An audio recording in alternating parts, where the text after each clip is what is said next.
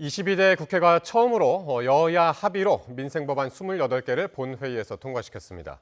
지난 5월 30일 22대 국회의원 임기 시작일로부터 꼭 90일 만입니다. 막판 진통 끝에 타결을 이룬 간호법도 본회의 문턱을 넘었습니다. 먼저 박정현 기자의 보도입니다.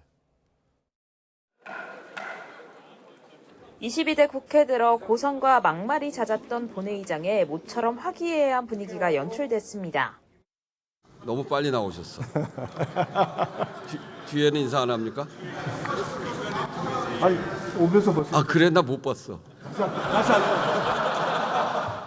개원 석 달 만에야 여야가 첫 협치 성과를 냈습니다.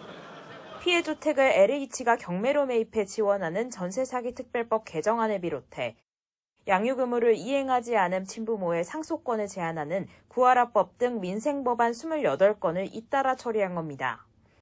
의정 갈등으로 쟁점으로 떠올랐던 진료지원 간호사의 의료 행위를 법제화하는 간호법도 본회의 문턱을 넘었습니다. 늦게 처리돼서 송구스럽긴 합니다만 지금이라도 처리가 돼서 참으로 다행이다 이렇게 생각합니다. 오늘 시작으로 해서 여야가 합의 처리하는 경험이 더 쌓여가고 앞서 여야는 늦은 시간까지 간호법 원포인트 상임위를 열어 토론을 벌인 끝에 극적 타결을 이뤘습니다. 여야 강대강 대치로 미뤄진 22대 국회 개원식도 정기국회 개회식과 함께 열기로 공감대를 모은 것으로 전해졌습니다. 의원 선서도 없이 개원식도 없이 국회가 계속 나가는 데 대한 문제 제기를 하셨고요. 이 부분들에 대한 토론 형태의 원내대표와 의장 간의 의견 교환이 있었다라고 말씀드리고 극한 대치로 파행을 거듭해온 국회가 정치 복원에 신호탄을 쐈다는 평가도 나옵니다. 반면 민생 법안에 손을 놨다는 따가운 여론에 등 떠밀리듯 벼락치기 합의에 여야 벼랑 끝 대치는 언제든 다시 재현될 거란 관측도 만만찮습니다. YTN 박정현입니다. 간호법 제정안이 국회 본회의를 통과하자 의사단체는 즉각 반발했고 간호사단체는 크게 환영했습니다. 간호법 통과와 함께 주요 병원의 임단협이 속속 타결되면서 내일 예정된 보건의료노조의 총파업은 규모가 축소돼 병원별로 이루어질 가능성이 커졌습니다. 이문석 기자입니다. 간호법이 국회를 통과하면서 진료지원 간호사가 의사 업무 일부를 대신할 길이 열렸습니다. 정부는 전공의 사태 장기화로 인한 의료 공백을 메우는 데 도움이 될 거로 기대했습니다. 간호법 제정으로 간호사 등 보건의료인의 처우 개선과 지원 체계를 더욱 강화할 수 있게 되었습니다. 의사들은 국민 건강을 위협할 악법이라며 반발하고 있습니다. 대한의사협회는 곧바로 기자회견을 열고 간호법이 보건의료 직종 간 혼란을 초래해 우리나라 의료 체계를 붕괴시킬 거라고 비판했습니다. 전공의 수련 생태계도 파괴될 거라며 의료 현장을 바로 세우기 위해 범의료계 차원에서 국민 정당 가입 운동을 펼치겠다고 밝혔습니다. 간호사들에게 의사가 할 일을 시키겠다라는 정부의 정책은 결코 국민들이 원하는 의료가 아니라 국민들의 생명을 바로 위험에 빠뜨릴. 반대로 간호사단체는 숙련된 간호인력 확보를 위한 국가 책무가 법제화됐다며 환영했습니다. 불법 의료 행위에 내몰려온 간호사들을 보호하는 법적 장치가 마련됐다고 평가했습니다. 간호사들이 법적으로 제대로 보호받고 그다음에 질 높은 간호 서비스를 제공할 수 있는 제도를 마련하는 데 있어서 기초가 될 수 있는 법이 마련된 거라고 생각해서 간호법은 통과됐지만 간호사가 주축인 보건의료노조 총파업은 그대로 진행될 것으로 보입니다. 다만 이른바 빅5 병원이 불참하고 고대의료원, 중앙대의료원 등 주요 병원들의 교섭이 속속 타결돼 의료기관별로 파업이 이루어질 전망입니다. 정부는 파업 대신 대화로 갈등을 풀어달라고 요청하면서 파업에 돌입하더라도 응급 중증 환자 진료에 차질이 없도록 모든 역량을 동원하겠다고 강조했습니다. YTN 이문석입니다. 추석 연휴 응급실 과부하 우려가 커지자 정부가 추석 연휴 앞뒤로 2주 동안을 비상 대응 주간으로 정했습니다. 응급실 전문의에게 진찰을 받을 때 진찰료를 대폭 올리고 당직 병의원을 4,000곳 이상 운영해 중증과 경증 환자를 분산하겠다는 게 핵심입니다. 백종규 기자의 보도입니다. 최근 전문의들이 응급실을 속속 떠나면서 추석 연휴 응급실 운영에 차질이 빚어질 거란 우려가 커졌습니다. 또 응급실 뺑뺑이 현상이 더 확산할 수 있다는 목소리도 나왔습니다. 정부는 이에 따라 다음 달 11일부터 25일까지 2주를 비상응급 대응 주간으로 정하고 응급실 의료 지원을 강화하는 내용의 대책을 발표했습니다. 우선 중증 응급 환자가 제때 진료받도록 29곳 응급의료 권역별로 한 곳 이상 중증 전담 응급실을 한시 운영하기로 했습니다. 전담 응급실에서는 K타스 3 내지 5에 해당하는 중등증 이하 환자를 진료하지 않더라도 진료 거부가 아닌 것으로 명확히 하겠습니다. 이 기간 응급실 전문의 진찰료를 250%까지 대폭 올리고 기존 408개 응급의료기관에만 적용하던 응급진찰료 한시 가산을 112개 응급의료시설까지 확대할 방침입니다. 코로나19 환자는 협력병원과 발열클리닉을 이용하도록 하고 경증 환자들을 위해서는 설 연휴 때보다 400여 곳 많은 4,000곳 이상의 당직 병의원을 운영할 계획입니다. 다만 당직 병의원 배정이 모두 마무리된 건 아니라고 설명했습니다. 코로나 환자의 증가 추세 이런 여러 가지들 고려하면서 이전보다 더 많은 기관을 지정할 수 있도록 배정할 예정이고 그 기관들은 지금 선정 작업에 이제 하고 있는 중에 있음을 알려드립니다. 이와 함께 연휴 기간 문을 여는 병의원 등의 의료기관 정보를 응급의료 포털 등을 통해 안내할 예정입니다. YTN 백종규입니다. 한동훈 대표가 제안한 의대 증원 유예안에 대해서 대통령실이 받아들일 수 없다고 거듭 밝혔습니다. 대통령실은 오는 금요일로 예정됐던 윤석열 대통령과 한 대표의 만찬 회동을 연기했는데 의대 증원 문제가 당정 갈등으로 번지는 게 아니냐는 전망도 나옵니다. 신윤정 기자입니다. 국민의힘 한동훈 대표가 2026학년도 의대 증원 유예를 제안했다는 보도에는 공식 석상에서 논의한 적이 없다며 원칙적인 입장만 밝혔던 대통령실. 한 대표가 SNS 글을 통해 중재안 제안 사실을 직접 밝히자 조목조목 반박에 나섰습니다. 2026학년도 정원은 지난 4월 공표됐다며 잉크가 마르기도 전에 의대 증원을 유예하면 입시 현장의 혼란이 커질 거라고 밝혔습니다. 이어 한 대표의 중재안을 전공의들조차 받아들이지 않으면서 당장 내년도 의대 증원 백지화를 고수하고 있어 현실성도 없다고 일축했습니다. 이런 상황에서 대통령실은 30일로 예정됐던 윤석열 대통령과 한 대표의 만찬 회동을 연기했습니다. 추석 민생을 챙기는 것이 우선이라며 추석 민심을 들은 뒤에 만나는 자리를 만들기로 했다는 겁니다. 만찬 연기가 한 대표의 의대 증원 유예안과는 무관하다고 설명하고 있지만 윤 대통령이 의료개혁 필요성을 직접 설명하는 국정 브리핑을 코앞에 두고 나온 한 대표의 돌발 제안에 불쾌감이 있을 거란 분석입니다. 한 대표는 의정 갈등이 당정 갈등으로 번지는 게 아니냐는 지적에 이렇게 답했습니다. 국민의 건강과 안전을 지키는 게 최우선이잖아요. 거기에 대한 논의 그리고 어떤 게 정답인지 그것만 생각하시면 될 것 같습니다. 그러면서 당이 민심을 전하고 민심에 맞는 의견을 전해야 한다며 의대 증원 보류 중재안이 대안이라는 의견을 굽히지 않았습니다. 직접적인 대립은 자제하며 당정 갈등엔 선을 긋고 있지만 의대 증원에 대한 양측의 입장차는 확연해 보입니다. 국민의힘 연찬회 등을 통해 소통과 설득의 노력이 이어질 것으로 보입니다. YTN 신윤정입니다.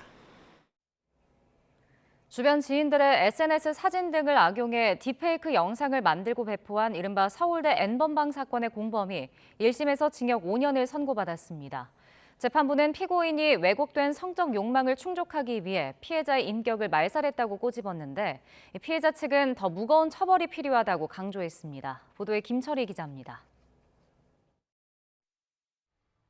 지난 5월 서울대 졸업생을 포함한 남성들이 여성 지인들의 사진을 음란물과 합성해 유포했다는 이른바 서울대 N번방 사건이 세상에 처음 알려졌습니다.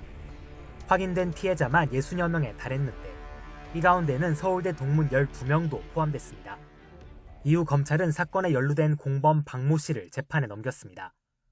박 씨가 허위 영상물 400여 개를 직접 제작하고 피해자 얼굴 등이 들어간 사진과 영상 1,700여 개를 텔레그램을 통해 게시하거나 전송했다는 게 검찰 판단이었습니다.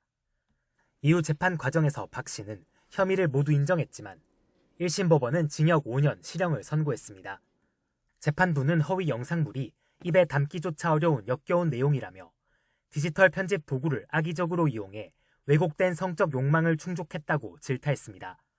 또 소셜 네트워크에 사진을 올리는 일상적 행위가 성범죄 표적이 됐다는 걸 알게 된 피해자들의 충격을 헤아릴 수 없는 만큼 엄벌이 불가피하다고 강조했습니다. 선고 뒤 피해자 측은 유사 범죄를 막기 위해선 더 강한 처벌이 필요하다고 목소리를 높였습니다. 일상에서 소셜 네트워크를 이용해서 이렇게 서로를 안부를 묻고 하던 것들이 이렇게 범죄에 이용됐다는 측면을 판결문 그 양형 사유에 굉장히 많이 참고해 주셨거든요. 이런 뭔가 범죄를 근절하기 위해서 양형적인 부분에서 더 엄벌할 필요성은 있다고 생각합니다. 서울대 N번방 사건에 연루된 또 다른 3명도 현재 서울중앙지법에서 재판을 받고 있습니다.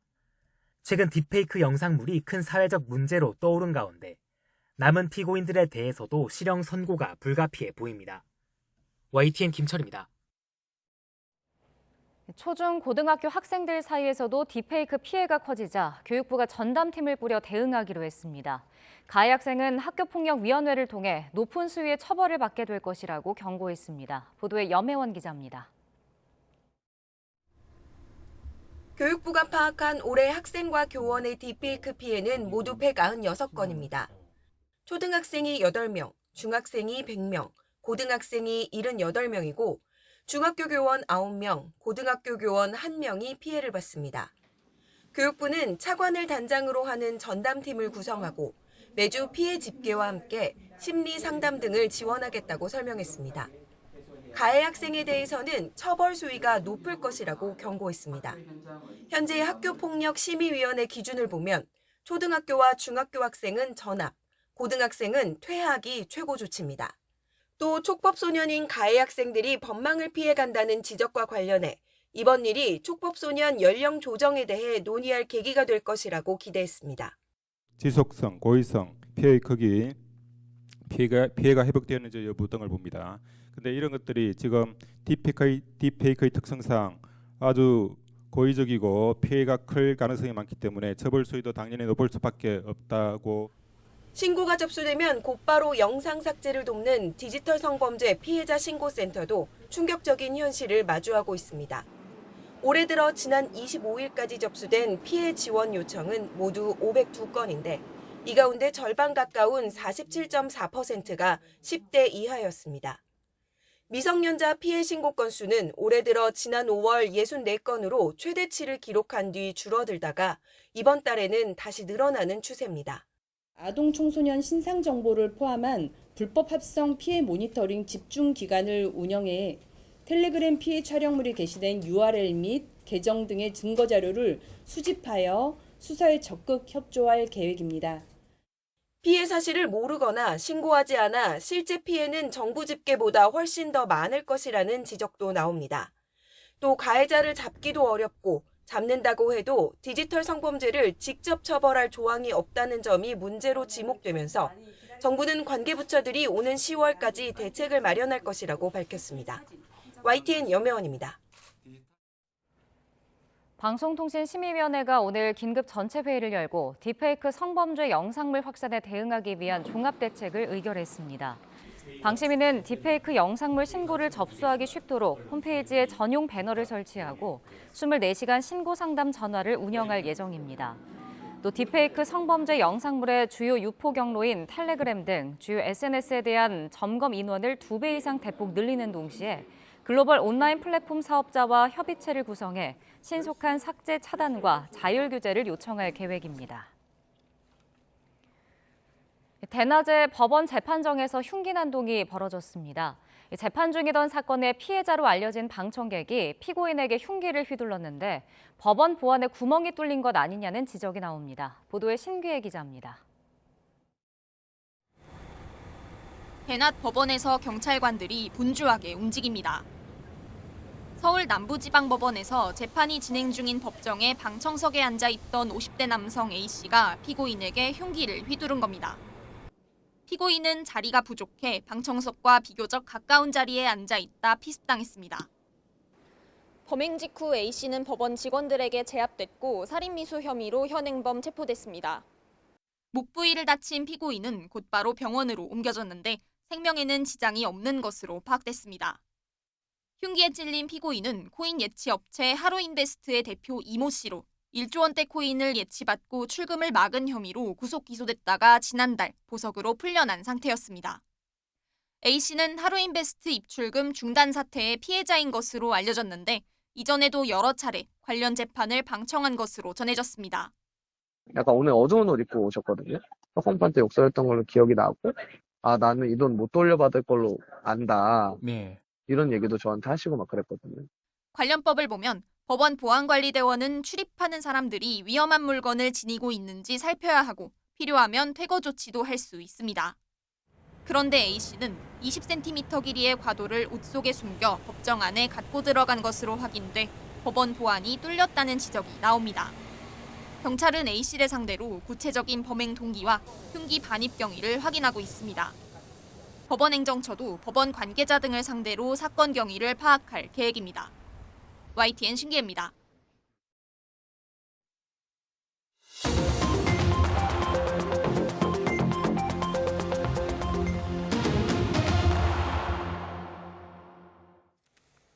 네, 정치권 관심 뉴스 짚어보는 포커스 나이트 시간입니다. 오늘은 송영훈 국민의힘 대변인 그리고 성치훈 민주당 정책위 부의장과 함께하겠습니다. 어서 오십시오.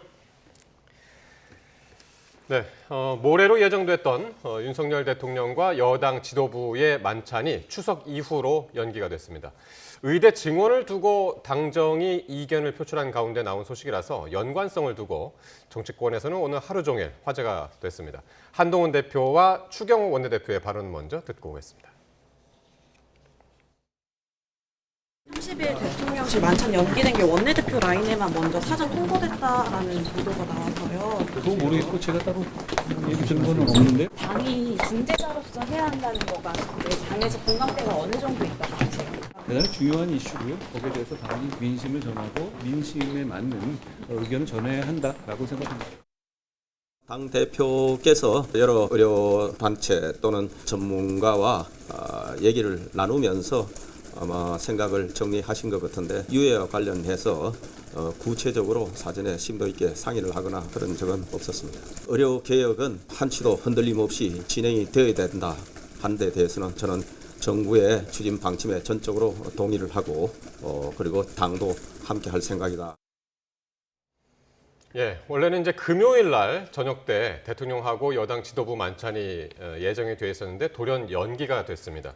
사실 어제 이 시간에도 그날 과연 무슨 얘기가 오갈까 이런 이야기들을 많이 했었는데 그 연기가 된 배경에 의대 증원을 둘러싼 갈등이 있다고 봐야 할까요? 어떻게 보십니까? 일단은 연기의 배경은 대통령실에서 발표한 내용이 맞을 거라고 저는 그렇게 믿습니다. 지금 정혜전 대통령실 대변인이 오늘 브리핑한 내용을 보면은 일단 추석 민심을 듣고 이제 그 다음에 만나는 자리를 갖기 위해서 네. 추석 이후로 연기했다고 하지 않습니까? 그러면은 앞으로 또 대통령실에서도 민심을 계속 파악해 보지 않겠나 저는 그런 생각을 하고요. 예. 그런데 이제 여기에 대해서 자꾸 당정 갈등으로 보는 프레임이 있는데 예. 저는 이것을 당정 갈등으로 표현하는 것은 좀 바람직하지 않다고 생각을 합니다. 예. 왜냐하면은 사안에 대해서 무엇이 최선이라고 생각하는지 그 해법이 무엇인지에 대해서 정부와 당이 항상 매사 의견이 일치할 수만은 없습니다. 네. 뭐 세부적인 강론이 좀 다를 수는 있는데 그것에 대해서 당정 갈등이라고 부르는 것이 맞는가 싶고요. 그다음에 이 의료 문제는 그 국민이 죽고 사는 문제입니다. 그러면은 그 죽고 사는 문제 앞에서는요. 국민을 대표해서 공적인 책무를 수행하고 있는 사람들은 그 누구라도 갈등하거나 충돌할 수 있는 그런 자유나 권리는 없습니다. 그렇기 때문에 이걸 갈등으로 보는 것은 적절하지 않고요. 네. 결국에는 이 문제를 어떻게 풀어나갈지의 그 과정의 일부라고 봐주시면 좋겠습니다. 근데 그 갈등이라고 지금 보고 있는 게 왜 그러냐면은 조금 전에 이제 한동훈 대표 인터뷰도 봤습니다만은 자기는 만찬이 연기됐다는 얘기를 못 들었다 이렇게 이야기를 해서 그럴 수도 있겠다는 생각이 들거든요. 그렇게들 많이 해석들을 하고요. 일단은 대통령의 일정은 네. 대통령실에서 발표를 하고 대통령실에서 확인을 해주는 게 맞습니다. 네. 그런 점에서 제가 그 만찬 일정이 어떻게 변경되었는지 그 협의 과정을 이 자리에서 다 말씀드리는 거는 적절하지 않은 측면이 있는 것 같고요. 다만 저는 개인적으로 이런 생각이 들긴 했습니다. 제가 만약에 대통령실의 일원이었다고 하면 저는 대통령님께 그 오찬도 반찬도 같이 하시려고 오히려 이렇게 건의를 드렸을 것 같습니다. 네. 그러니까 지금 상황에서 국민의 생명이 걸린 일 아닙니까? 예. 그러면은 당정이 혼연일체가 돼서 굉장히 긴 시간 동안 머리를 맞대고 수기를 하는 그런 과정을 거치는 것이 필요한 측면이 있고 네. 또 그런 것을 국민들께 가시적으로 보여드리는 것이 맞지 않나 그런 생각을 해봤습니다. 알겠습니다. 예, 성춘 부의장님, 예, 어떻게 들으셨습니까? 추석 민심을 듣기 위해서 추석 이후로 미뤘다. 그럼 30일로 잡을 때는 추석이 없었습니까? 그러니까 30일로 잡을 때도 추석은 이미 정해져 있었던 일정이고요. 예. 갑자기 튀어나온 일정이 아니지 않습니까? 갑자기 튀어나온 거는 이 의대 정원과 관련된 한동훈 대표의 중재안 이거 하나거든요. 그렇기 때문에 지금 송영호 대변인께서는 좋은 말씀 해주셨지만 네. 대통령실의 입장에선 과연 그렇게 보고 있는가? 그렇게 보지 않는 것이죠. 그냥 추석을 앞두고 만찬 한번 하려고 왔는데 여기서 뭔가 대통령실과 다른 입장을 갖고 뭔가 의논을 하자? 그런 거는 불편하다는 거죠. 지금 사실 윤석열 대통령과 한동훈 대표 지금 20년 직이고 그리고 사실 한동훈 대표 이전에 이원석 검찰총장조차도 상당히 오래된 인연임에도 불구하고 본인과 다른 의견을 내자마자 바로 검찰총장 패싱이라는 얘기가 나오지 않았습니까? 이번에도 똑같습니다. 지금 한동훈 대표가 애둘러 이야기했지만 본인에게 결국 연락이 오지 않았다는 것을 직접적 연락 오지 않았다는 것을 확인해 준 겁니다. 네. 근데 추경호 원내대표한테는 연락이 갔다고 네. 지금 전해지고 있잖아요. 네. 그 말은 본인의 의견을 똑같이 따르고 있는 추경호 원내대표에게 연락을 하고 본인에게 정치 추진하고 있는 정책에 이견을 내고 있는 한동훈 대표는 패싱하고 여당 대표까지 패싱하는 대통령이 된 겁니다. 지금 네. 야당 입장에서는 야당의 의견도 무시했는데 이제 여당 대표의 입장까지 이렇게 무시하면은 네. 대통령이 과연 정치권과 소통할 의지가 있는지 의심할 수밖에 없는 상황입니다. 다시 송영훈 대변인님. 그러니까 조금 전에 이제 대통령실에서 이제 공식적으로 추석 민심을 듣고 이제 만나자라고 했지만 대통령실 관계자들 이야기가 이제 계속해서 나오는 게 뭐냐면 당정은 다른 건 몰라도 정책에 있어서는 한 목소리를 내야 되는 게 아니냐. 그러면서 한 대표에 대한 그 불쾌감을 표출한 것이 아니냐. 이런 해석들도 많이 나오거든요. 그런데 한동훈 대표가 지금 의료개혁에 대해서 근본적으로 다른 목소리를 내고 있나요? 저는 그렇게 생각하지 않습니다. 그러니까 의료개혁의 대의나 목적을 부정하는 게 아니지 않습니까? 네. 오히려 한동훈 대표가 지금 이런 중재안을 내는 것은요. 그 의료개혁의 대의와 목적이 구현되고 연착륙할 수 있게 하기 위한 측면이 매우 큽니다. 자, 지금 우리 YTN 상암 스튜디오에서 한 6.5km 정도 떨어져 있는 자동차로 10분 거리에 있는 이대 목동병원이 지금 외상 환자를 응급실에서 안 받습니다. 예. 그리고 다음 달부터는 일주일에 이틀, 그러니까 48시간을 응급실 폐쇄하는 방안까지 검토하고 있다고 하지 않았습니까? 이거 예전에 상상할 수 없던 일입니다. 그렇죠. 자동차 오부제도 아니고 응급실 오부제를 한다는 건데 예. 게다가 일주일에 이틀을 쉰다고 해요. 예. 자, 그러면은 이런 상황이 만약 점점 더 악화되는 걸 가정해 봤을 때 만약에 이게 국민의 생명에 정말 위협이 되는 상황이 발생을 한다면 자, 우리가 오늘 살릴 수 있는 국민의 생명을 살리지 못하면서 미래에 우리 국민들이 더 오래 살자고 이 의대 증원을 하고 의료 개혁을 하는 것에 대한 예. 그런 국민들의 공고한 지지가 계속 뒷받침될 수 있겠는가 이걸 생각해 봐야 됩니다. 즉 예. 한동훈 대표는 다른 목소리를 내고 있는 것이 아니고 네. 오히려 의료 개혁의 대의와 목적이 구현될 수 있도록 하기 위해서 이런 중재안을 냈다. 예. 이런 말씀을 드리고 싶습니다. 예. 그러니까요. 이제 그런 목적으로 중재안을 냈는데 그러면 지금 전혀 대통령실하고 한동훈 대표의 입장에 있어서는 뭐 갈등이 없다 그렇게 보시는 건가요? 갈등이라기보다는 네. 이것은 과정인 것이죠. 그러니까 지금 항상 강론에 있어서는 그 무엇이 최선이라고 생각하는지 그 해법이 다를 수 있습니다. 예. 그럼 앞으로 그것을 계속 설득하고 논의하고 그 조정해 나가는 과정이 필요한 것이죠. 네.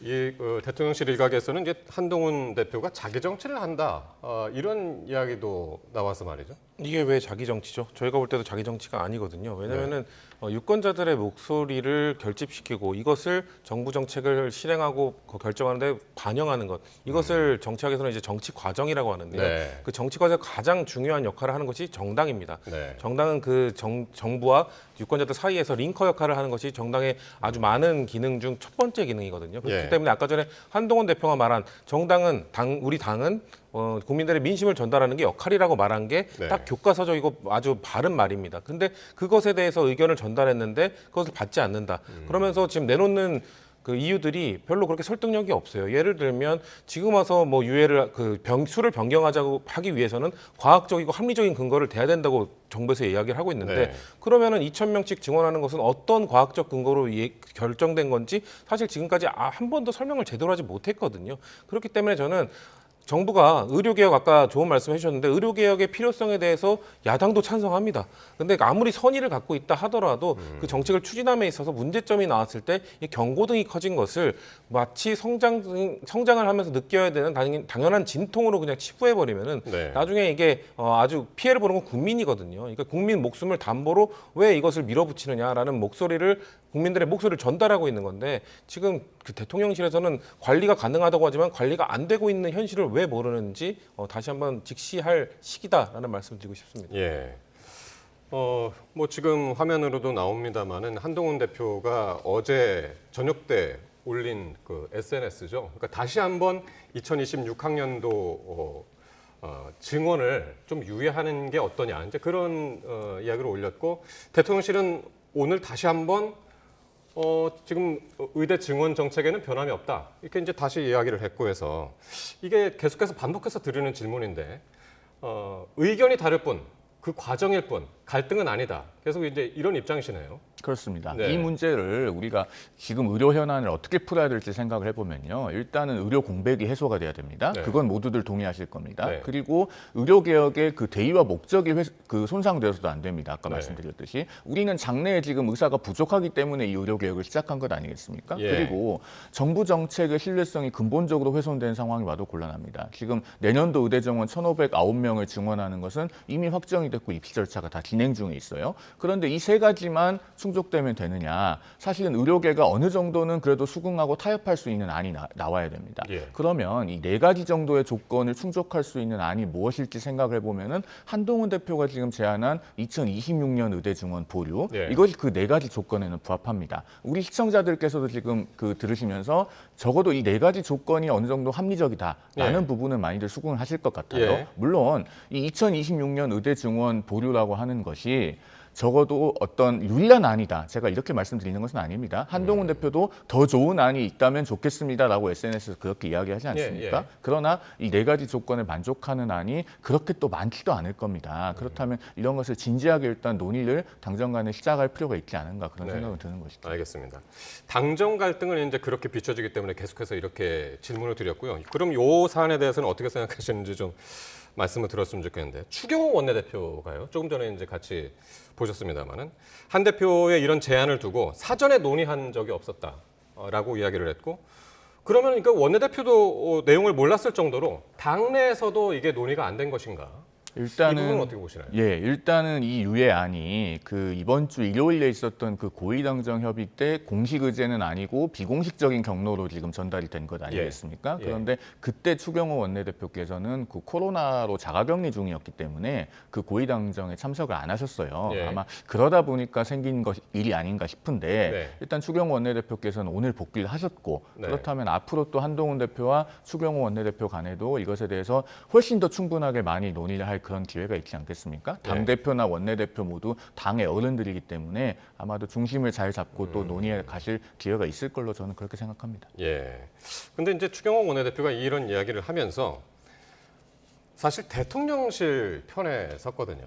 그 2026년 증원 유예하는 방안보다는 대통령실 방안에 대해서 그쪽 이제 편에 서는 이야기를 했는데 그래서 이 갈등도 눈에 띄는 부분이 아닌가 싶은데요. 어떻게 보셨나요? 그렇죠. 추경호 원내대표를 비롯해서 지금 당내 그 아마 국민의힘 내에 있는 친윤 의원들은 예. 지금 정부 정책 추진하는 거에 전적으로 동의라고 아마 동조만 하고 있을 겁니다. 그렇기 때문에 한동훈 대표가 좀 다른 목소리, 저는 뭐 이게 갈등이라고 표현해야 될지 이견이라고 표현해야 될지 뭐 다양하게 표현할 수 있겠지만 예. 어쨌거나 방법론에 있어서 그 대의를 위한 다른 방법을 좀 취해야 된다는 얘기를 하고 있는 것 아닙니까? 저는 여당 대표가 오히려 지금 대통령실에 공간을 열어준 거라고 생각을 해요. 그러니까 대통령실은 지금 의사협회와 아주 강하게 맞붙었고 아주 강하게 추진하지 않았습니까? 강하게 추진하는 과정에서 국민들이 좀 우려가 커지고 있는 상황에서 이것을 갑자기 정부가 그 방향을 트기는 쉽지 않습니다. 예. 오히려 여권 대표가 그런 공간을 열어주고 이 정도에 대한 어떻습니까라고 얘기를 해준 거는 저는 집권 여당이기 때문에 가능한 아주 프리미엄이라고 생각하거든요. 예. 그렇게 함으로써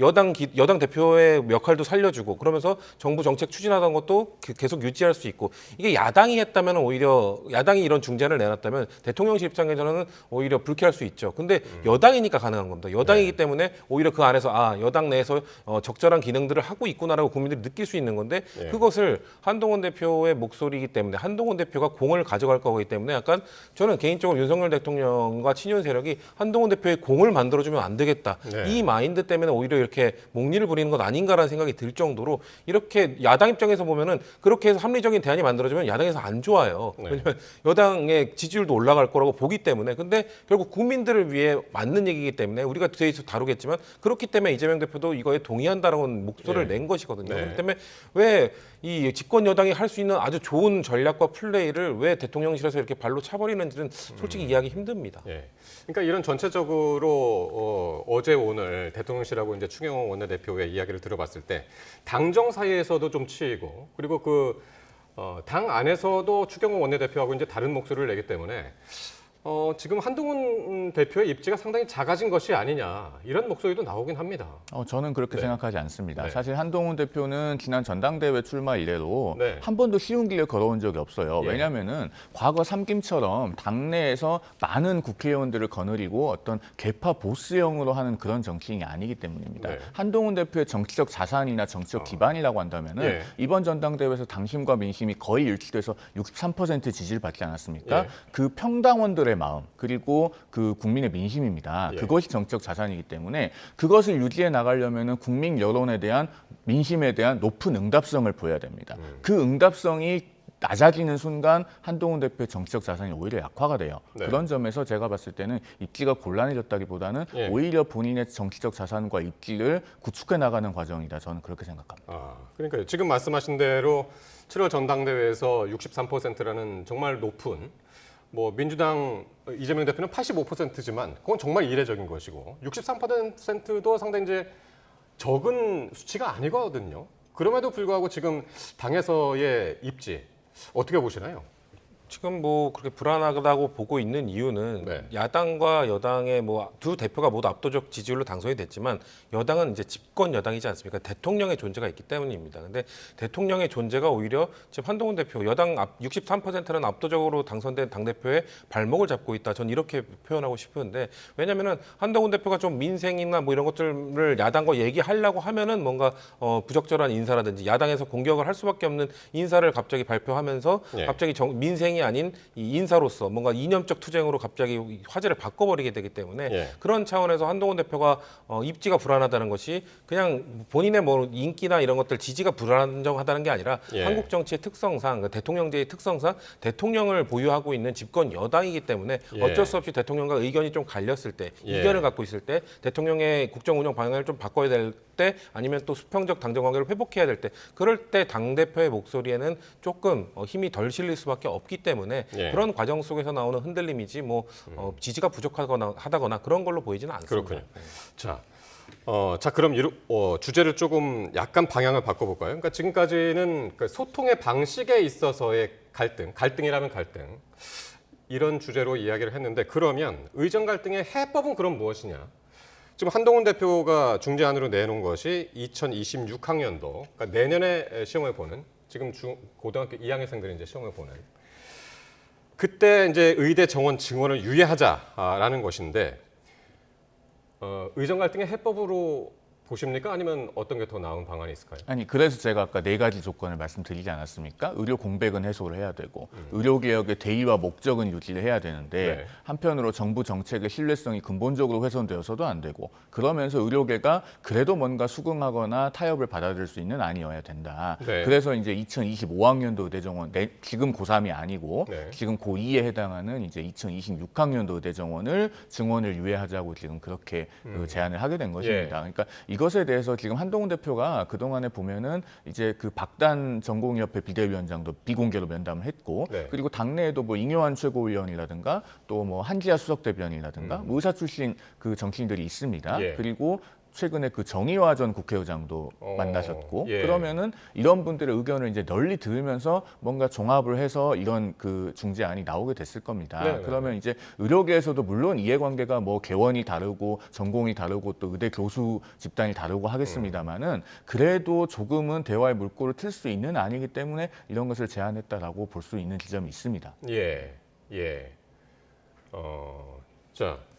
성춘 부의장님 어떻게 들으셨나요?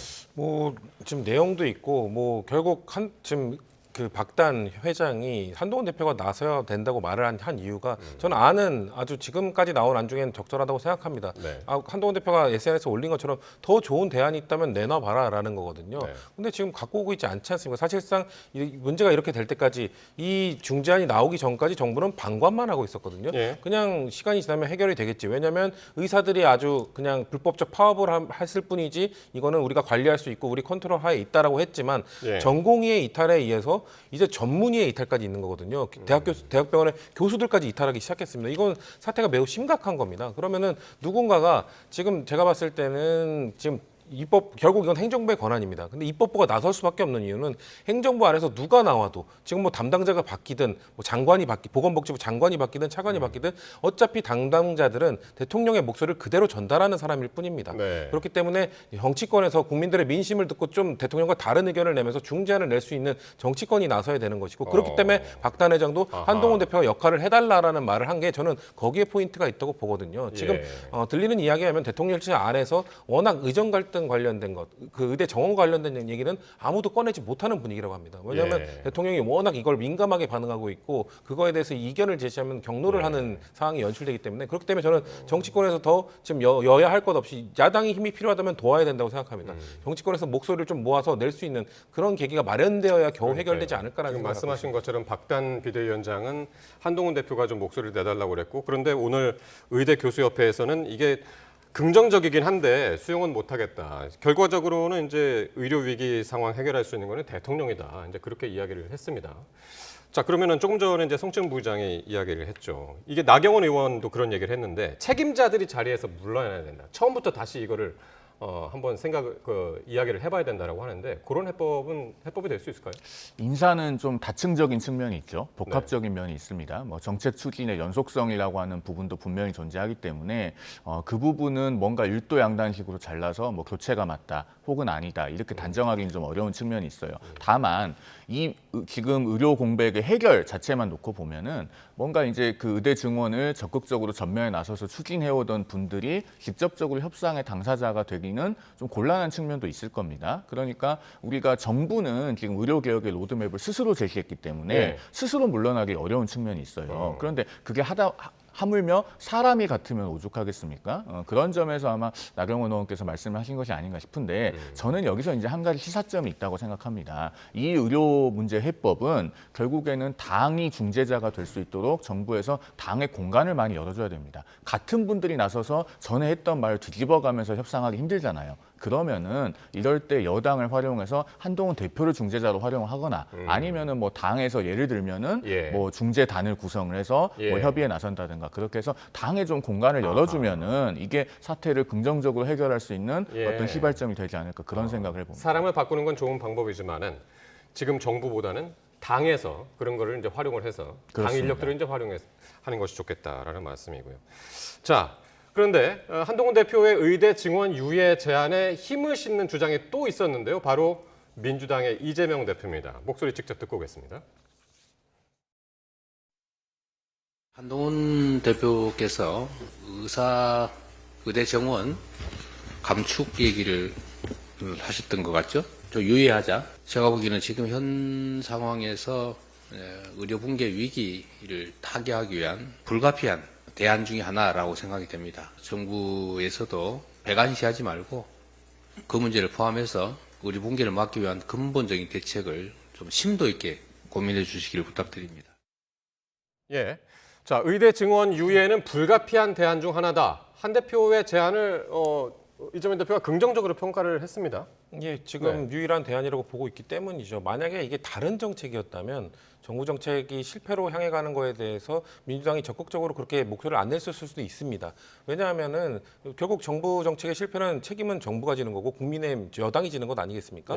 근데 이 의대 정원과 관련된 문제는 정부 정책이 실패할 경우 그리고 그 과정 속으로 갈 경우 피해를 보는 게 국민들이고 국민들의 목숨이 달려 있는 문제지 않습니까? 그렇기 때문에 이거를 해결하기 위해서는 민주당의 입장에서 아까도 말씀드렸지만 이건 입법의 권한이 아닌 행정부의 권한이기 때문에 참 목소리를 전달하기가 쉽지 않습니다. 근데 여당 대표가 민심을 전달하는 역할을 하겠다고 나섰기 때문에 그리고 예. 그 방법이 민주당이 판단하기에도 지금 현 상황에서 25년도는 이미 공고가 나왔고 건드릴 수 없는 상황 속에서 26년이라도 유예하는 것이 아마 현실적인 대안일 것이고 아마도 한동훈 대표가 그걸 뭐 혼자서 아이디어로 생각한 게 아니라 박단 회장이나 아마 다양한 뭐 의사 출신의 국회의원이라든지 다양한 사람들을 만나보고 의견을 수렴한 것일 것이고 네. 민주당에서도 의사 출신 의원들이라든지 이런 사람들과 아마 의견들을 많이 들어봤을 겁니다. 근데 그 사람들 얘기를 들어봤을 때 지금은 의사협회나 뭐 교수협회나 이런 쪽에서 좋은 생각이지만 받아들일 수 없다고 말은 하고 있으나 네. 그래도 이 정도의 유예 아니라면은 협상을 해볼 수 있다는 의견을 표시했기 때문에 그렇다면은 이거는 우리도 동의할 수 있다. 그런 판단하에 한동훈 대표의 생각에 주장에 목소리에 힘을 실어주고 있는 것이죠.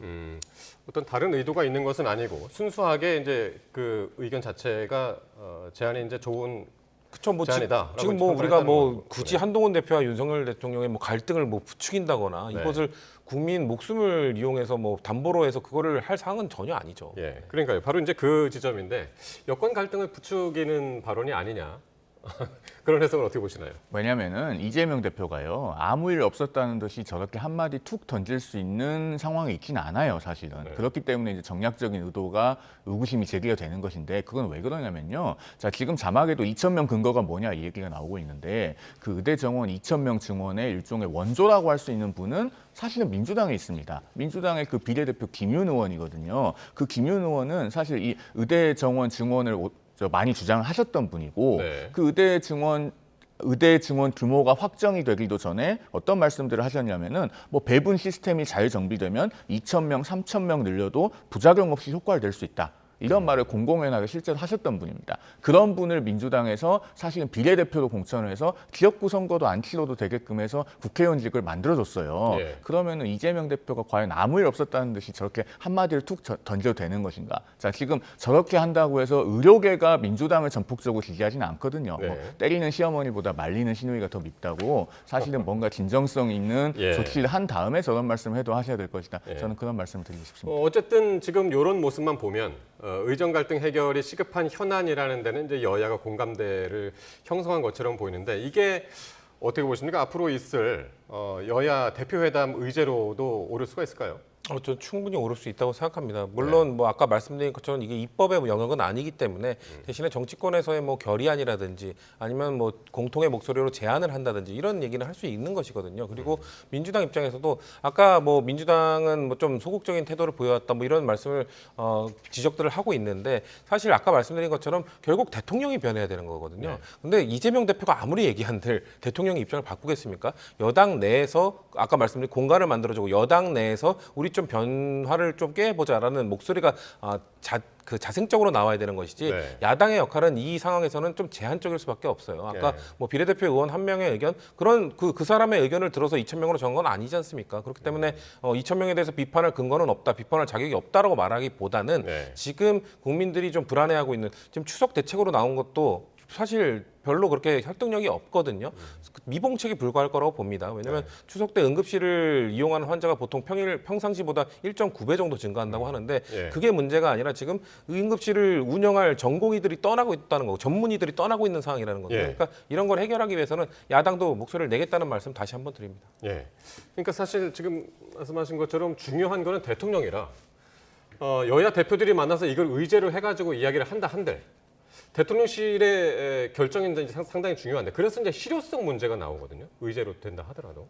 뭐 여야 대표가 만나서 민생에 관해서는 사실 뭔들 얘기를 못 하겠습니까? 그러니까 뭐 의제로 오를 가능성도 저는 있다고 생각합니다. 물론 실제 그 의제에 관한 실무 협의는 박정하 비서실장과 이해식 비서실장 간에 이루어지고 있기 때문에 그 경과를 봐야 되긴 하겠습니다만은 그런데 만약에 지금 그 회담 주제로 올라서 거기서 어떤 그 의견 접근이 이루어질 수도 있겠고 또는 그렇지 않더라고 하더라도 지금 이재명 대표도 본인의 입장을 밝혔고 한동훈 대표가 그 제시한 중재안에 대해서 일리가 있다고 하고 있지 않습니까? 그러면 이제 그런 상황 자체는 이 문제를 풀어나가는 데 있어서 의미는 있다고 볼 수는 있겠죠. 네.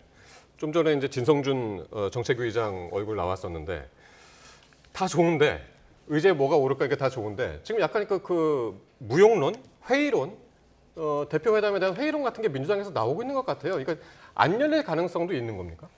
저는 그렇게까지는 보지 않고요. 비서실장, 이거 실무 협상을 계속 비서실장 분들끼리 하고 있는 건데 의제 조율이란 것이 어떤 이야기를 갖고 그 회담을 할 것인가 이게 아니라 어떤 의제들의 합의안을 낼 것인가. 그러니까 민주당의 목표는 그냥 만나서 얘기하다 헤어지는 게 아니라 정말 성과를 내야 된다는 거죠. 지금 막혀 있는 전국을 풀기 위한 성과를 보여드리고 국민들께 보고하는 것이 필요한 것인데 거기에서 꽉 막히고 아무것도 결과를 못 내놓는 회담이라면 국민들이 보시기에 또 싸우기만 하고 그냥 이견만 표출하고 헤어졌구나 이렇게 느끼시면 이게 무슨 의미가 있겠냐라는 차원에서 무용론을 말한 것이지 뭐 만나봐야 무슨 일이 있겠습니까 이런 차원이 아니라 의제 조율이 좀 답답하다 뭔가 풀리지 않는다 국민들에게 성과를 보여드리기 위해서 근데 성과를 보여드리기 위한 그 회담 자체가 의제 조율 자체가 당연히 힘들고 아주 지루한 과정이 될 수밖에 없습니다. 좀 비서실장분들이 좀 견뎌내시고 어떻게든 합의를 좀 도출해내셔야 되는 상황이다라는 말씀드립니다. 제가 짧게만 한 말씀만 드릴게요. 그 국민의힘은 사실 이 의제 협의에 관해서 굉장히 긴정성 있게 임하려고 하고 있습니다. 그렇기 때문에 지난주 목요일에 박정하 비서실장 같은 경우는 백브리핑하는 자리에서 뭐라고까지 얘기를 했냐면은 이 문제에 관해서는 나와 이해식 실장이 하는 얘기만 믿어달라. 제3자가 말하는 것은 틀릴 개연성이 있다. 이렇게 언론 앞에서 공개적으로 이야기를 했거든요. 그런데 민주당에서는 저렇게 자꾸 노이즈가 생기고 근데 왜 저런 얘기를 할까요, 그러면? 그러니까 저것이 일종의 협상 전술인지는 모르겠는데 제가 봤을 때는 민주당도 정말 이 대화에 대해서 진정성이 있다면 이해식 비서실장 한 사람에게 맡기고 주변에서 자꾸 다른 얘기가 저렇게 잡음으로 흘러나와서는 안 된다고 봅니다. 잡음이다. 그렇게 보시는 저는 거군요. 그렇게 봅니다. 예, 알겠습니다. 자, 내일 또 윤 대통령이 국정브리핑을 합니다. 국정브리핑하고 이제 기자회견도 겸해서 할 텐데 기존의 이제 연금, 의료, 교육, 노동 이렇게 4대 개혁에 저출생 대응까지 이제 더해가지고 4+1 개혁 이런 이제 추진 성과를 설명할 예정이라고 하는데 내일은 주로 어떤 이야기를 할까요? 말씀하신 것처럼 이제 교육, 연금, 의료, 노동 개혁의 그동안의 어떤 진행 과정, 뭐 앞으로의 방향 이런 것들을 대통령께서 직접 상세하게 설명하신다고 하지 않습니까? 그리고 특히나 이제 주목되는 것은 연금 개혁입니다. 21대 국회 말에 이제 소위 모수 개혁만 하려고 하다가 사실은 그렇게 해서는 구조 개혁을 더 못하게 된다라고 해서 이제 22대 국회로 넘어오지 않았습니까? 그러면서 이제 정부의 연금 개혁안이 이제 제시가 될 것인데 대통령께서 이제 세대 간 형평성과 지속 가능성 이 두 가지를 아울러 그 추구하는 그런 연금 개혁안에 대해서 직접 설명을 하신다고 하니 저는 무엇보다도 그 네 가지 중에서 연금 개혁안 부분에 가장 좀 관심이 갑니다. 그렇군요. 이제 국정 브리핑은 그렇게 될 가능성이 크고 뒤에 기자회견이 있는데 사실 이것도 굉장히 핵심이거든요. 기자회견 안에서는 어떤 이야기들이 오고 갈까요? 뭐 김건희 여사 관련된 것이라든지 뭐 의대 정원 관련된 것이라든지 지금 대통령실의 입장을 좀 내놓는다던가 아니면 변화를 해야 되는 안건에 대해서 뭐 최혜병 특검법도 있을 수 있고요. 그런 것들을 기자분들이 아마 질문을 하겠죠. 근데 아마도 저는 뭐 변화는 없을 것이고 원론적인 답변만 할 것이다. 그리고 앞에 뭐 개혁안에 대해 설명하는 것도 지금까지 정부가 이렇게 잘해 왔는데 여러분들은 잘 모르고 있을 뿐입니다라는 아마 변명식의 회견으로 일관하지 않을까라는 우려 섞인 말씀드립니다. 그러니까 지금은 화면에도 나왔습니다만 지난 5월 달이죠. 취임 2주년 기자회견 때의 모습인데 저 때 한 100분간 진행을 했는데 사실 저 때도 많이 문제점으로 지적됐던 게 팔로우업 질문이 없었고 외신 기자들 너무 많이 질문이 많았다. 이런 형식적인 부분도 상당히 중요하긴 할 것 같습니다. 우리 국민들께서 궁금해하시는 점들이 많을 거니까요. 그리고 또 이제 4대 개혁안에 대해서 뭐 상세한 브리핑이 있고 나면 그것에 대해서 또 궁금한 점들도 있을 거고 그러니까 우리 언론이 사실 뭐 그 성역 없이 좀 질문을 하고 또 재질문도 할 수 있고 그런 기자회견이 되면은 가장 바람직하지 않을까라는 생각을 해봅니다. 그러니까요. 내일 있을 윤 대통령의 국정 브리핑 함께 관심 있게 지켜보도록 하겠습니다. 오늘 송영훈 국민의힘 대변인 그리고 성치훈 민주당 정책위 부의장과 함께했습니다. 두 분 고맙습니다.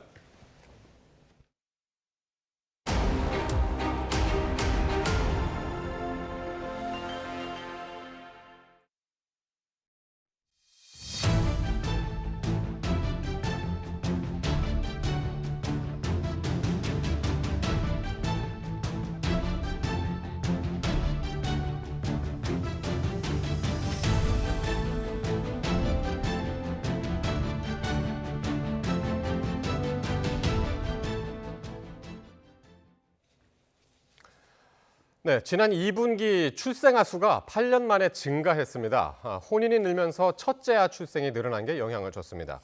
지난해 연간 합계 출산율은 0.72명으로 감소 추세가 이어졌는데 출생아 20명 중에 1명은 비혼 출산으로 나타났습니다. 보도에 오인석 기자입니다. 지난 4월과 5월 2달 연속 증가했던 출생아 수는 6월에는 소폭 줄었습니다. 하지만 2분기 출생아 수는 56,838명으로 1.2% 증가했습니다. 분기 기준으로 출생아 수가 늘어난 건 2015년 4분기 이후 34분기만입니다. 재작년 8월부터 지난해 상반기까지 혼인이 늘며 2분기 첫째 출생이 1.5%포인트 증가한 게 영향을 미친 것으로 분석됩니다. 2분기 혼인은 55,910건으로 1년 전 같은 분기보다 17% 넘게 증가했습니다. 5분기 만에 가장 큰 폭의 증가율입니다. 여성 1명이 평생 낳을 것으로 예상되는 평균 출생아 수인 합계 출산율은 2분기에 0.71명으로 지난해와 같았습니다. 올해 합계 출산율은 0.6명대로 추계하였는데요. 이번 2분기 출생아 수가 1.2% 증가하여 이런 추세가 지속된다면 올해 합계 출산율은 0.7명대 가능성이 있어 보입니다. 지난해 연간 합계 출산율은 0.72명으로 1년 전보다 0.06명 감소했습니다. 23만 명의 출생아 중 법적 비혼 관계에서 태어난 아기가 1,900명, 4.7%를 차지해 비혼 출산 비중이 역대 최대를 기록했습니다.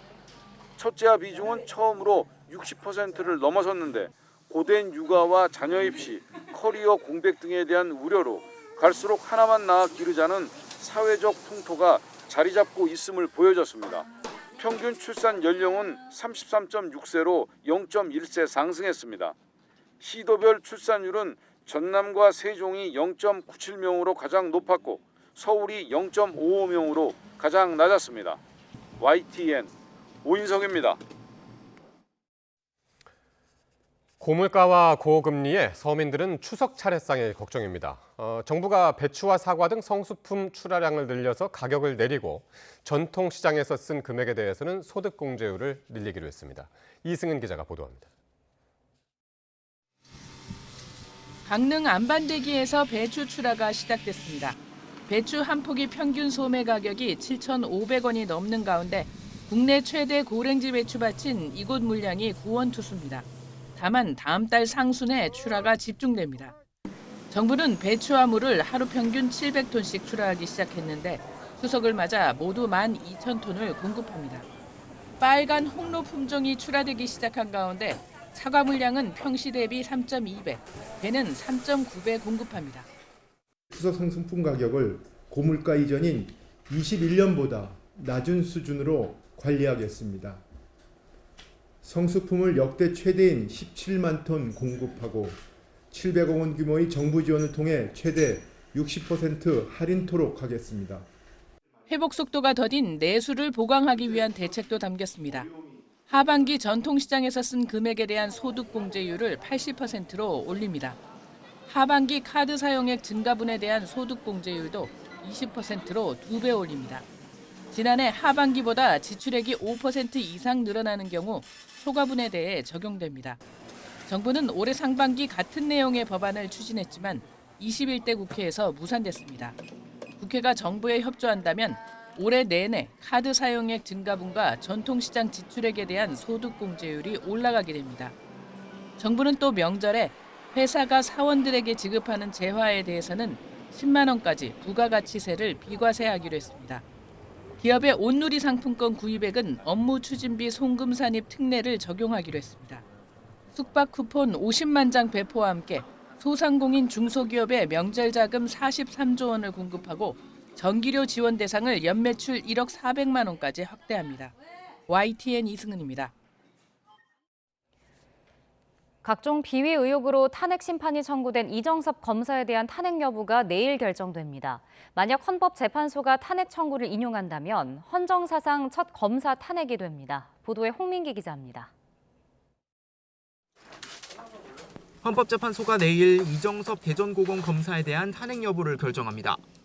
지난해 12월 더불어민주당 주도로 국회에서 탄핵소추안이 통과된 지 8개월 만입니다. 앞서 국회는 이 검사가 처가 소유 골프장 근무자들의 범죄 경력을 불법으로 조회해주고 전 후배 검사들에게 골프장을 싼 값에 대신 예약해줬다며 탄핵을 청구했습니다. 딸을 명문초등학교에 입학시키기 위해 위장 전입을 하고 마약을 투약한 처남의 경찰 수사를 무마하는 데 개입했다는 의혹 등도 탄핵소추안에 담겼습니다. 반면 이 검사 측은 국회가 명확하지 않은 의혹으로 탄핵을 청구했고 이재명 민주당 대표 관련 사건을 수사하지 못하도록 소추권을 남용한 거라고 반박했습니다. 헌법재판관님들께서 현명한 결정을 내리는데 도움이 될 수 있도록 저희 측 입장을 충실히 설명드리도록 하겠습니다. 헌재는 탄핵안을 접수한 뒤 지난 1월부터 3차례 변론을 열고 이 검사의 불법 행위가 파면에 이를 정도로 중대한지를 심리했는데 만약 헌재가 이 검사 탄핵을 인용할 경우 헌정 사상 첫 검사 탄핵이 됩니다. 앞서 현직 검사로서는 처음으로 안동환 부산지검 차장검사에 대한 탄핵안이 국회를 통과했지만 지난 5월 헌재에서 기각됐습니다. 야당은 이 검사를 직권남용 등 혐의로 검찰과 고위공직자범죄수사처에 고발하기도 했는데 검찰은 처남 조 씨 휴대전화 압수수색과 처남 댁인 강미정 조국혁신당 대변인 참고인 조사 이후 수사에 별다른 진전을 보이지 않고 있습니다. 공수처 역시 별도로 수사를 이어가는 가운데 이번 탄핵심판 결론에 따라 이 검사에 대한 수사가 급물살을 탈지 주목됩니다. YTN 홍민기입니다. 23명이 숨진 경기 화성시 아리셀 공장 화재와 관련해 박순관 대표 등 회사 관계자들이 구속 갈림길에 섰습니다. 박 대표에게는 중대재해처벌법 위반 혐의도 적용됐는데 구속영장이 발부되면 2022년 법 시행 이후 업체 대표가 구속되는 첫 사례가 됩니다. 보도에 유서연 기자입니다. 구속영장 심사를 앞두고 박순관 아리셀 대표는 굳은 표정으로 유족들에게 죄송하다고 고개를 숙였습니다. 피해자 유족들에게 하실 말씀 없으세요? 죄송합니다. 오늘 심사에서 어떤 부분 소명할 계획입니까? 재판에서 진행하겠습니다. 하지만 안전교육 미이행 등 혐의 사실에 대해서는 말을 아꼈고 안전교육 제대로 안 한 거 맞습니까? 임금체불 진짜 진행됐나요? 법원에 도착해서는 지하 통로를 이용해 모습을 드러내지 않고 법정으로 향했습니다. 유가족들은 박 대표를 만나려 밤새 법원 앞을 지켰지만 끝내 허탕을 치자 울분을 토했고 법원에서라도 그래도 제대로 된 이 소리라도 듣고 또 여기를 밤낮 지키고 비숙련 노동자를 불법 투입해 23명의 목숨을 잃게 한 살인자와 다름없다며 박 대표의 구속을 촉구했습니다. 23살이고요. 이제 한국당에 4월 12일 날 귀국해가지고 아빠 곁에 와가지고 살려고 자격증까지 얻어가지고 한국당에 왔습니다. 그런데 6월 24일 날 이렇게 살인자 목숨을 걷어갔습니다. 앞서 고용노동부와 경찰은 박 대표와 박중원 총괄 본부장 등 아리셀 관계자 4명에게 산업안전법과 파견법 위반 등 혐의를 적용해 구속영장을 신청했습니다. 특히 박 대표에게는 중대재해처벌법 위반 혐의도 적용됐는데 영장이 발부될 경우 재작년 중대재해법 시행 이후 업체 대표가 구속되는 첫 사례가 됩니다. 박 대표와 아리셀 관계자들의 구속 여부는 이르면 오늘 오후 결정될 전망입니다. YTN 유서연입니다. 중국에서 AI 딥페이크 성범죄 문제가 우리보다 한 발 먼저 터졌습니다. 불과 300원이면 나체 합성 사진을 만들어주는 채팅방이 기승을 부리고 있다고 합니다. 베이징에서 강정규 특파원이 전해드립니다. 경찰에 체포된 이 남성, 본업은 IT 업체 기술자인데 은밀한 부업으로 더 큰 돈을 벌었습니다. AI 딥페이크 기술을 악용해 사진 속 여성들의 옷을 벗기는 가짜 음란물을 만들어낸 겁니다. 사진 한 장 가격은 원화로 불과 300원. 박리담의 수법으로 351명에게 7,000장 가까이 팔았습니다. 중국판 유튜버 왕홍이나 연예인 옷도 벗길 수 있다는 자극적 광고글까지 올렸다가 덜미를 잡혔습니다. 没想到那么多。当好玩了，你看你现在弄的都是老百姓，还有学生。 현지 매체 신경보는 이런 딥페이크 음란물을 사고 파는 채팅방이 한둘이 아니라고 고발했습니다. 한 채팅방 참여자만 15,000명, 13,000원 정도의 가입비를 받고 회원제로 운영합니다. 1,000원 돈만 내면 나체 사진을 만들어주고 동영상 얼굴 합성 요금도 4,000원이 안 됩니다. 처음엔 유명인들의 사진 위주로 합성이 이루어지다가 지인이나 동료로 번지기 일쑤입니다. 去教师的，去同事的，就他们女同事的这种各种图片，它其实都有。 지난 3월 출시된 화웨이 스마트폰의 AI 사진 보정 기능마저 옷 벗기기 논란에 휩싸이기도 했습니다. AI 修图的话，就是它可能是存在一些就是您说的这个问题，您再期待一下后续的优化，您看可以吗？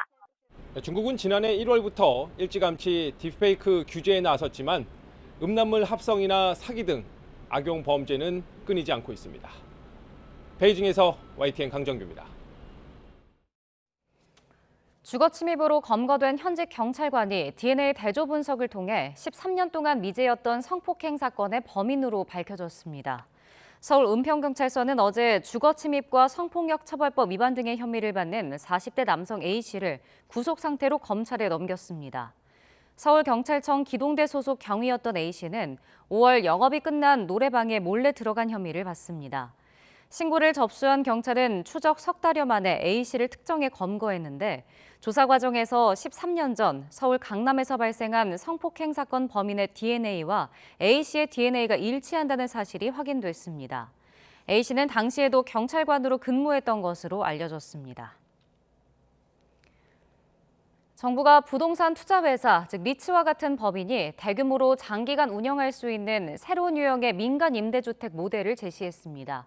관련 규제도 대폭 완화하기로 했는데 민간 사업자 참여를 얼마나 이끌어낼 수 있을지가 관건입니다. 보도에 최도희 기자입니다. 국토교통부가 정부 서울청사에서 열린 경제관계 장관회의에서 기업을 참여시키는 새로운 임대주택 공급 방안을 내놨습니다.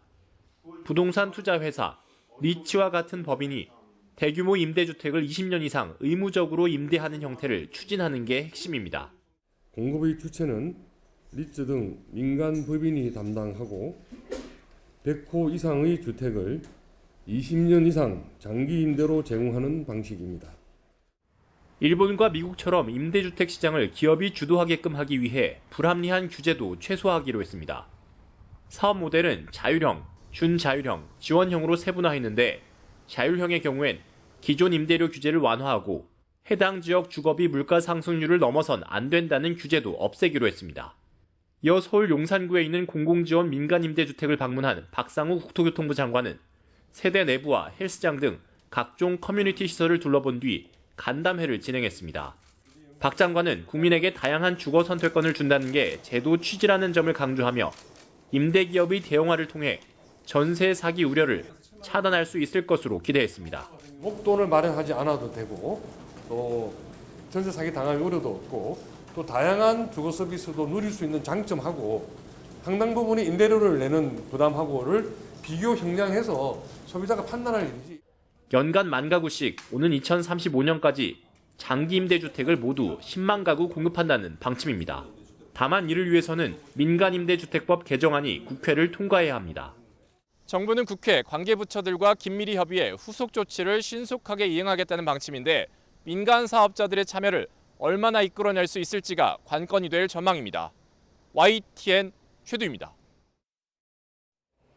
대구 경북의 행정통합 논의가 결국 무산됐습니다. 기초단체 사무 권한을 두고 대립하면서 접점을 찾지 못했고 서로를 탓하며 소모전만 반복했습니다. 보도에 이윤재 기자입니다. 대구와 경북 행정통합에 불을 붙인 건 홍준표 대구시장입니다. 단순한 물리적 통합은 무의미하다며 전임 시장이 추진해온 논의를 전면 중단했던 홍 시장이 행정체계 개편을 주장하며 화두를 던졌습니다. 대한민국은 한 100년 동안 3단계 행정체제로 이루어져 왔는데 이제는 2단계 행정체제로 전환을 할 때가 여기에 이철우 경북지사가 지방 소멸, 저출생 극복의 전환점이 될 거라며 화답했습니다. 저출산 문제를 해결하고 또 지방 소멸을 막고 대한민국을 완전히 새 판을 짜는 그런 형태로 가야 됩니다. 중앙정부도 전폭적인 지원을 약속하며 행정통합 논의는 급물살을 탔습니다. 하지만 양측은 행정체계 개편의 핵심인 기초단체 사무 권한을 두고 팽팽히 맞섰습니다. 대구시는 도시개발, 산업단지 조성 같은 기능을 지금의 특광역시처럼 통합단체장이 가져야 한다고 주장했습니다. 반면 경상북도는 기존 시군이 가진 권한을 줄이는 건 지방분권이라는 대의에 부합하지 않는다며 반대했습니다. 시군의 권한을 축소시키고 자치구 같은 체제를 지향하는 대구시의 행정체제 모델을 시군구 강화라는 기본 원칙에 반하는 상황이기 때문에 수용하기가 어려운 입장이라는 것을. 사무 권한 갈등의 연장선에서 관할이나 청사 문제로도 대립하면서 이견을 좁히지 못했습니다. 책임을 서로에게 미루며 논의는 끝내 무산됐고 오히려 비난하며 헐뜯는 지경에 이르렀습니다. 경북도 의회가 홍 시장을 겨냥해 말 한마디가 깃털처럼 가볍다며 비판하자 대구시는 도를 넘는 인신공격이라며 날을 세웠습니다. 대구광역시장에 대해 도를 넘는 인신공격성 발언을 한 바가 있습니다. 경북도 의장은 막말을 사과하고 둘째, 의장직을 사퇴하십시오. 불과 석 달 전 전례 없는 광역단체 통합으로 한반도 제2의 도시를 만들겠다며 손을 맞잡은 대구와 경북. 통합을 기대하던 시도민에겐 상처와 불신만 남았습니다. YTN 이윤재입니다. 표값 논란 속에서 점유율 1위 대형극장이 반값으로 영화를 볼 수 있는 행사를 내일까지 열 계획입니다. 매월 마지막 주 수요일 문화가 있는 날 혜택 기간을 연장한 건데 유의미한 효과가 있을지 주목됩니다. 김승환 기자의 보도입니다. CGV가 대형 멀티플렉스 가운데 처음으로 평일 저녁 시간대 영화를 반값에 보는 이벤트를 확대했습니다. 기존 문화가 있는 날 앞뒤 요일에도 오후 5시부터 저녁 9시까지 2D 영화를 7,000원에 볼 수 있게 한 겁니다. 배우 최민식이 MBC 프로그램에 나와 한 발언 이후 표값 논란이 재점화되자 행사가 마련된 것처럼 비치기도 했지만 영화관 측은 이와 무관하게 올여름 침체한 영화 산업을 활성화하기 위한 의도라고 설명했습니다. 제작사 및 배급사와 협의해 더 많은 관객분들이 영화관을 찾아 다양한 영화를 즐길 수 있도록 하기 위해 컬처 위크를 진행하게 됐습니다. 문화가 있는 날을 뺀 다른 날엔 배급사 등과 협의 문제로 박스오피스 1위와 2위 작품 등이 할인 대상에서 제외됐지만 관객들은 기간을 늘린 데 대해선 대체로 긍정적입니다. 네, SNS에서 이번 주 목요일까지 문화가 있는 날로 행사가 있다고 해서 찾아왔어요. 이런 행사가 계속되면 굉장히 좋을 것 같습니다. 요즘은 영화 티켓이 너무 비싸다 보니까 안 오는 사람들도 많은데 이런 기회가 있다면 사람들이 많이 올 것 같아서 계속 했으면 좋겠어요. 영화인 연대는 CGV의 이벤트를 긍정적으로 평가하면서도 대형극장 3사가 평상시 티켓 가격이나 불공정 정산 문제 등에 대해 전향적으로 논의에 나서라고 촉구했습니다. 이번 시도로 관객을 얼마나 불러들일 수 있을지 업계에서도 주의 깊게 지켜보고 있습니다. 다만 관람료와 별개로 재밌는 작품과 이를 위한 탄탄한 제작 환경을 만드는 게 관람객을 꾸준히 모을 핵심 요건이라는 지적이 나옵니다. YTN 김승환입니다. 여야가 국회 과학기술정보방송통신위원회 결산보고에서 지난 광복절 KBS가 일본 국가인 기미가요가 연주되는 오페라를 방송한 것을 비판하면서도 원인과 해법에선 온도차를 보였습니다. 여당은 방송 내용에 문제가 없는지 검토하지 못한 제작진의 불찰이 있다며 재발 방지 대책을 촉구하면서도 친일 방송으로 밀어붙이는 건 억울한 면이 있다고 강조했습니다.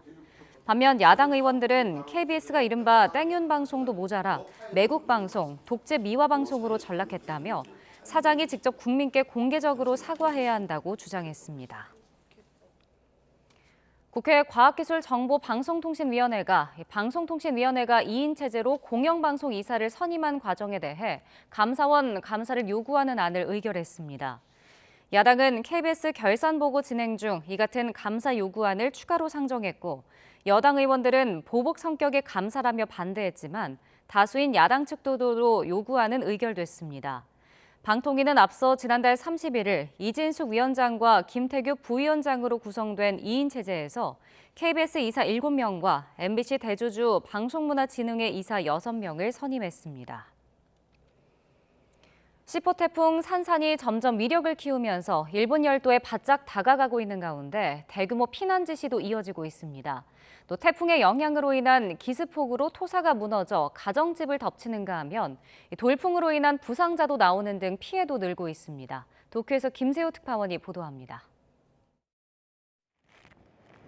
높은 파도와 함께 거친 비바람이 태풍 10호 산산이 다가왔음을 알립니다.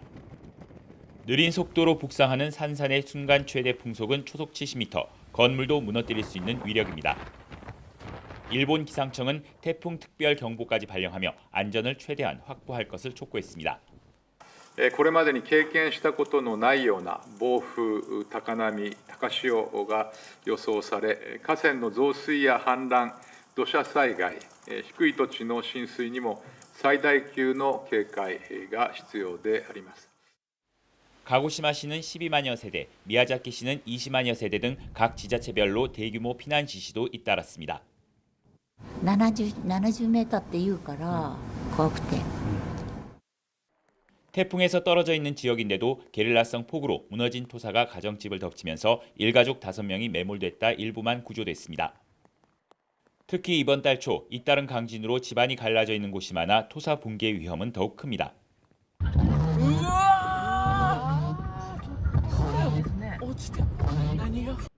미야자키 현에서는 돌풍에 날아오는 유리 조각 등에 맞아 4명이 다쳤습니다. 또 자동차가 전복되고 지붕이 파손됐다는 신고도 접수됐습니다. 10호 태풍 산사는 하루 사이 최대 600mm의 기록적인 비를 뿌릴 것으로 보입니다. 규슈를 오가는 항공편들도 무더기로 운항이 중단되는 등 교통 차질도 이어지고 있습니다. 느린 속도로 이동하며 위력을 키운 산산이 일본 열도를 고스란히 따라 움직일 경우 피해는 더욱 확산할 수 있다는 우려가 커지고 있습니다. 도쿄에서 YTN 김세호입니다. 내년에는 과학기술계 숨통이 조금 트일 전망입니다. 과학기술정보통신부가 내년도 예산안을 발표했는데 일괄 삭감했던 기초연구 분야 예산을 원상복구했습니다. 보도에 박나연 기자입니다. 유상임 과기정통부 장관이 취임 후 첫 연구 현장 방문으로 한국과학기술연구원 키스트를 찾았습니다. 차세대 반도체 연구소를 둘러본 유 장관은 양자 컴퓨터 등 이른바 3대 게임체인저 분야 육성 의지를 밝혔습니다. 또 그동안 추격형이었던 연구개발 전략을 선도형으로 전환하고 4조 3천억 원을 연구개발에 투입하기로 했습니다. 지금의 시대는 기술이 곧 국가의 생존을 결정한다고 해도 과언이 아닌 상황입니다. 우리의 강점을 살려 전략기술을 선점해야만 합니다.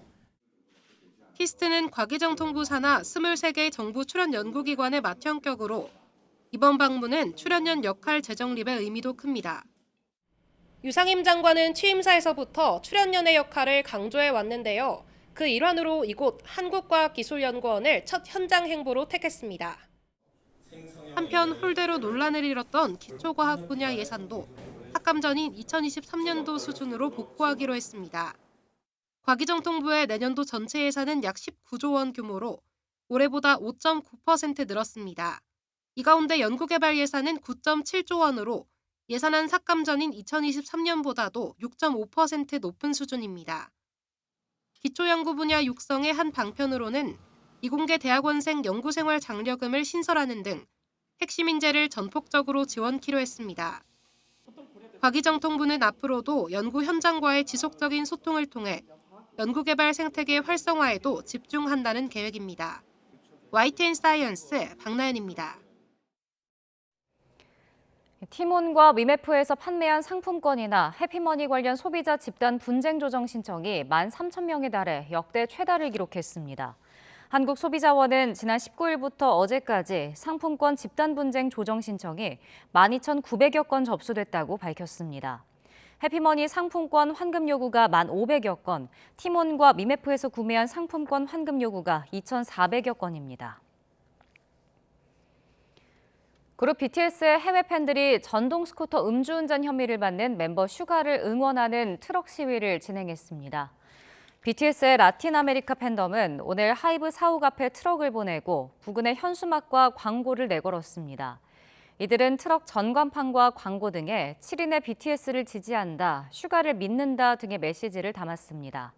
하지만 의견이 다른 BTS 팬들은 앞서 이달 중순 슈가의 그룹 탈퇴를 촉구하며 하이브 앞에 근조 화환을 보내고 트럭 시위를 진행하기도 했습니다.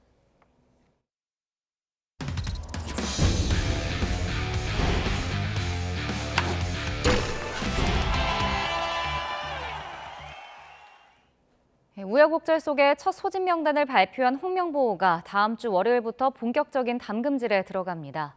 과거 엄격한 규율로 선수들의 기강을 잡았던 홍명보 감독이 비교적 개인주의 성향이 강한 Z세대 선수들을 어떻게 이끌고 갈지 관심입니다. 보도에 김영수 기자입니다. 깔끔한 슈트에 구두, 마무리로 넥타이까지 한 축구대표팀 선수들이 어색한 발걸음을 옮깁니다. 11년 전 지휘봉을 잡았던 홍명보 감독 불호령에 180도 달라진 소집 풍경입니다. 뭐 티셔츠 입고 오고 모자 쓰고 들어오고 뭐 어떤 선수는 찢어진 청바지 입고 들어오고 그런 모습이 별로 좋아 보이지는 않았었습니다. 당시 기성용의 막말 논란으로 어수선한 분위기를 다잡기 위한 것도 있었지만 정장 입소, SNS 금지로 상징되는 홍명보호 기강에는 태극마크와 팀 스포츠에 대한 감독의 철학이 담겼습니다. 원 팀, 원 스프릿, 원 골. 이게 아마 저희 팀의 2014년에 가장 중요한 슬로건이 될 것입니다. 몇 세대로 시작된 긴 암흑기를 거쳐 홍명보 감독이 새롭게 각인된 이 장면.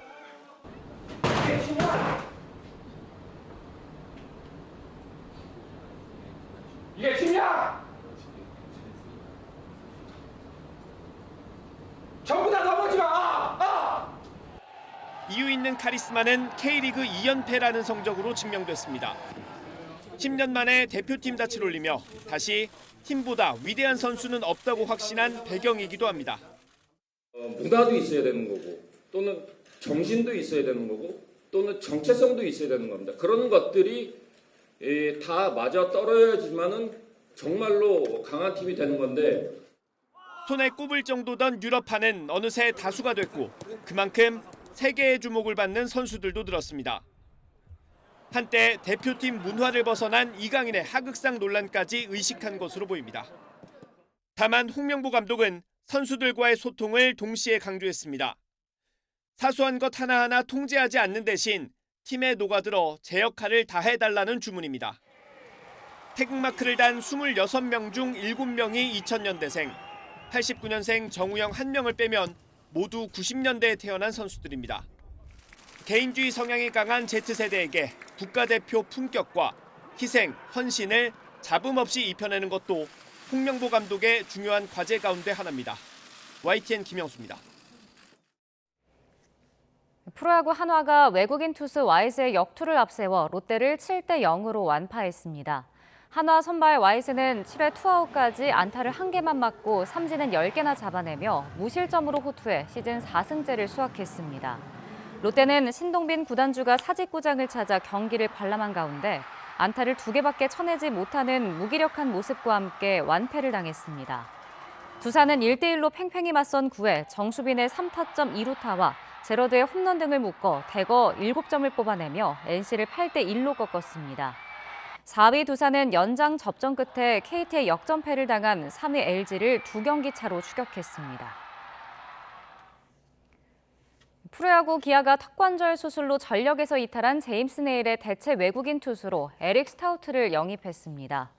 미국 출신 왼손 투수인 스타우트는 메이저리그에서 2시즌, 마이너리그에서 6시즌을 뛰었고 올 시즌에는 대만 프로야구 중신브라더스에서 20경기에 등판해 10승 5패를 기록했습니다. 스타우트는 정규리그에는 뛸 수 있지만 8월 15일 이후에 등록돼 포스트 시즌에는 출전할 수 없습니다. 프로와 아마추어를 통틀어 우리나라 최고의 축구팀을 가리는 코리아컵 결승전은 울산과 포항의 동해안 더비로 치러지게 됐습니다. 울산은 울산 문수경기장에서 열린 코리아컵 준결승 2차전 홈경기에서 광주와 2대2로 비겨 1, 2차전 합계 3대2로 광주를 따돌렸습니다. 2017년 우승을 차지했던 울산은 7년 만에 코리아컵 우승에 다시 도전하게 됐습니다. 디펜딩 챔피언 포항은 제주를 2대1로 꺾고 1, 2차전 합계 4대3으로 결승에 진출했습니다. 포항은 대회 2회 연속 우승과 함께 역대 최다인 6회 우승에 도전합니다.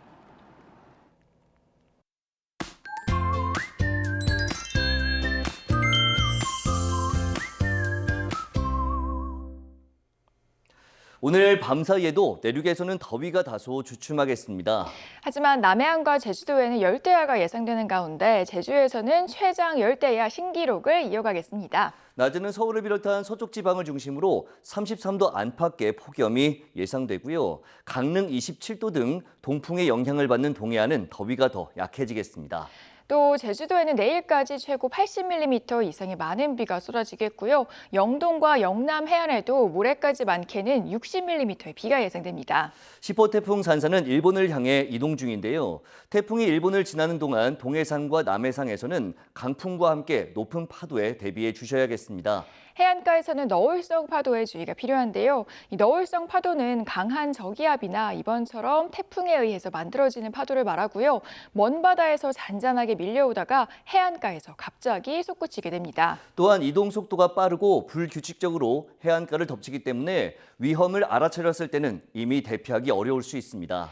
특히 하늘이 맑고 바람이 강하게 불지 않을 때도 발생하기 때문에 대처가 더 어려운데요. 따라서 해안가를 찾을 때는 풍랑특보를 비롯한 기상 정보를 미리 확인하는 것이 좋고요. 특보가 내려진 경우에는 갯바위 주변이나 방파제 쪽으로는 접근하지 않는 게 좋습니다. 그리고 태풍이 지나가고 풍랑특보가 해제된 뒤 하늘이 맑아지고 바람이 약해지더라도 물놀이 시에는 꼭 구명조끼를 착용해야 피해를 막을 수 있다는 점 기억해 두시기 바랍니다. 지금까지 날씨 캔버스의 김수연, 고은재였습니다. YTN 뉴스나이트 수요일 순서 모두 마칩니다. 잠시 뒤 탐사보도 프로그램 팩트 추적이 방송됩니다. 저희는 내일 밤 9시 40분에 다시 찾아뵙겠습니다. 시청해주신 여러분 고맙습니다.